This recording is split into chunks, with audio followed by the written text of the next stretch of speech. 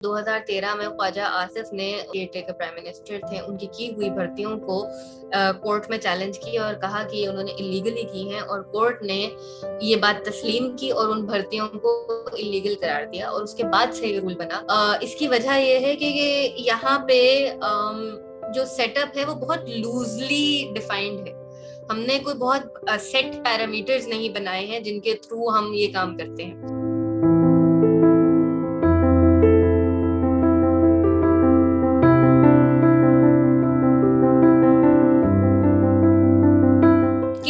Set up basically تب آتا ہے جب ایک حکومت اپنی مدت پوری کر دیتی ہے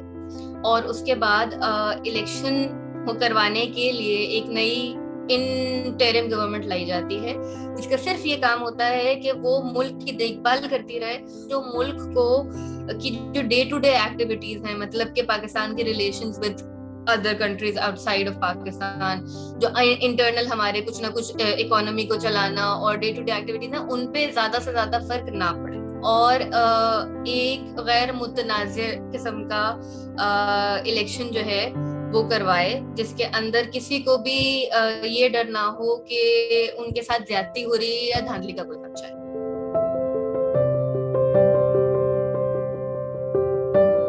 پاکستان کے اندر جب کیئر ٹیکر سیٹ اپ لانا ہوتا تھا تو پریزیڈنٹ کے پاس کچھ نام بھیجے جاتے تھے، اور ان میں سے وہ صحیح اپنے حساب سے چناؤ کر کے ایک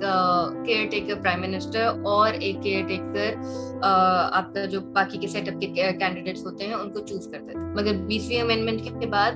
جب 2012 میں یہ فیصلہ کیا گیا کہ 6 ممبر کی ایک بائی پارٹیزن کمیٹی بنائی جائے گی جو کہ نیوٹرل ہوگی، وہ کچھ نام سامنے لے کر آئے گی اور ان کے اوپر بحث کرنے کے بعد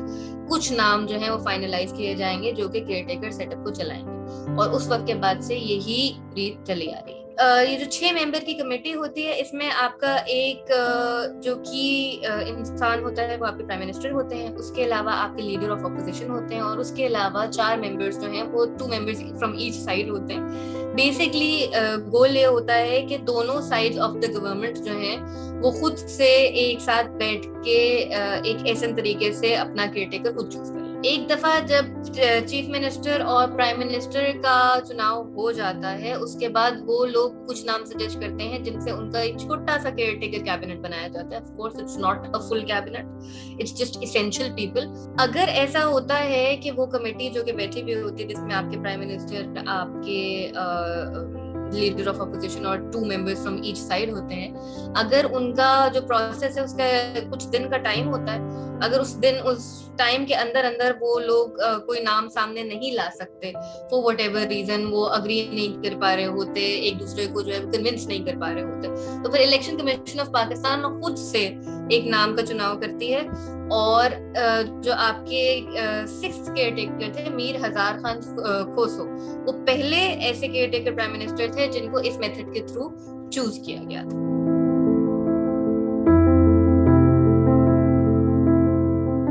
The one biggest rule for people who are in the part of the who are part of the caretaker setup is کہ وہ کسی بھی political activity کا part نہیں لے سکتے when the election is happening. So they cannot vote for any party, they cannot openly come out and support any political party, they cannot fund a political campaign of any sort, اور ان کی family میں سے بھی کوئی کسی political position کے اندر جو ہے وہ پولیٹیکل پاور ویلڈ نہیں کر سکتا basically. So if I was to be the caretaker prime minister, it would mean that my children and my husband and my family would not be able to participate in the elections as candidates.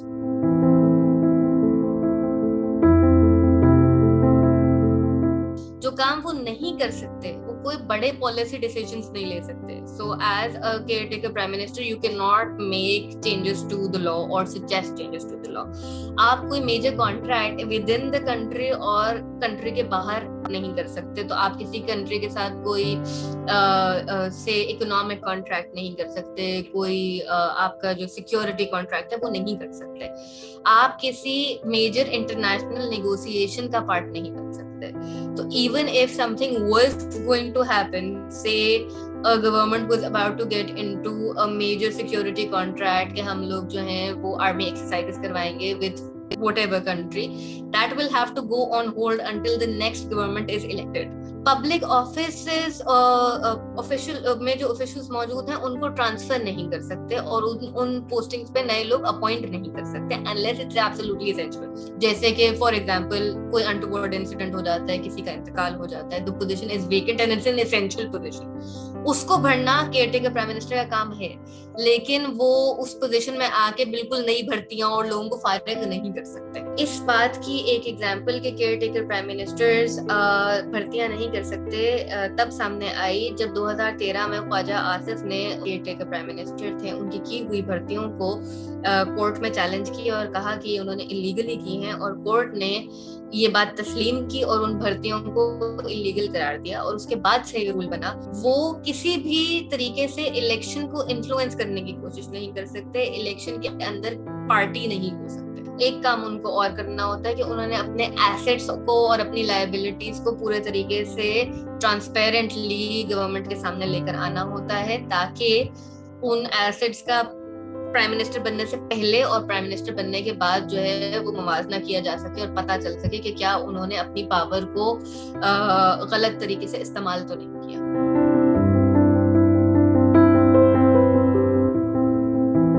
जिस तरीके से पाकिस्तान के अंदर caretaker setups form होते हैं और उन पे बार बार सवाल उठाए जाते हैं, तकरीबन हर बार जब इलेक्शन हो जाता है तो जो पार्टी हारती है वो ये कहती है कि केयरटेकर सेटअप जो है वो इम्पार्शल नहीं था और हमारे साथ धांधली हुई है. इसकी वजह ये है कि यहाँ पे जो सेटअप है वो बहुत लूजली डिफाइंड है. हमने कोई बहुत सेट पैरामीटर्स नहीं बनाए हैं जिनके थ्रू हम ये काम करते हैं. और मुल्क जो दुनिया में हैं जो कि डेमोक्रेसीज हैं, वो इस काम को बिल्कुल मुख्तलिफ तरीके से करते हैं, जिसमें ये होता है कि वो ऑफिशियल्स जो ऑलरेडी गवर्नमेंट का पार्ट होते हैं उन्हीं को एक बाइंडिंग कॉन्ट्रैक्ट के अंदर जो है वो केयरटेकर सेटअप में डाल लिया जाता है. बाकी जो नॉन एसेंशियल लोग होते हैं वो सेटअप का पार्ट नहीं रहते, उनको हटा दिया जाता है और फिर वही लोग इस गवर्नमेंट को चलाते हैं until a new setup is elected. उसके अलावा the big problem is कि unless we have definitions, तो इस तरह के मसले हमेशा आते रहेंगे. What we need to do is have very concrete written laws on what the caretaker government can and cannot do. जब तक हम ये बात बहुत साफ अल्फाज में लिख नहीं लेंगे कि कौन केयरटेकर प्राइम मिनिस्टर क्या क्या कर सकता है और क्या नहीं, तब तक इस मुल्क में ऐसे सवाल बार बार उठते जाएंगे. और क्योंकि अब ये मुल्क इस नहज पे पहुंच चुका है कि हम उतने नए नहीं हैं, तो हमें ये काम अब कर लेना चाहिए.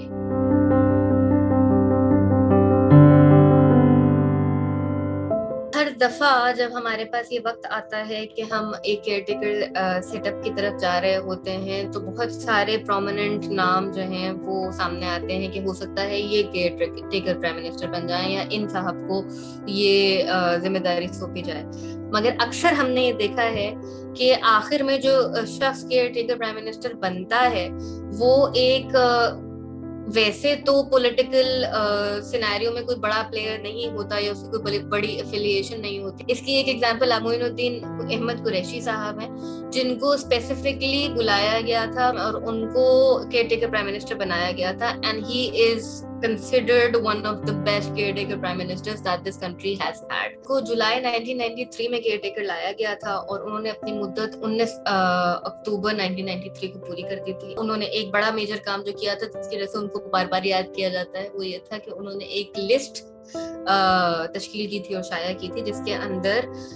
पाकिस्तान में जो सबसे अमीर लोग हैं उनके नाम और उनकी फैमिलीज के नाम और उन्होंने टैक्सेस कितने दिए हैं इनवर्सली अपनी अमारत के हिसाब से, उसके बारे में जो है वो लोगों को पब्लिकली ये इंफॉर्मेशन प्रोवाइड की थी और बताया था. एक काम जो उन्होंने किया था वो ये था कि उन्होंने रुपी की जो वैल्यू है उसको गिराया था, रुपी को डी वैल्यू किया था, और एक काम उन्होंने और किया था वो ये था कि उन्होंने टैक्सेस बढ़ाए थे. ये बात एक बहुत डिबेटेबल बात है बिकॉज अगर देखा जाए तो ये एक केयरटेकर प्राइम मिनिस्टर का काम होना नहीं चाहिए. Their job is to just do the day to day activity, मगर क्योंकि रूल्स डिफाइंड नहीं है इसलिए what he did was technically not out of his bounds. He could have done it. Thank you for watching the full video. If you want to see more of such meaningful content, show your support by hitting the subscribe button.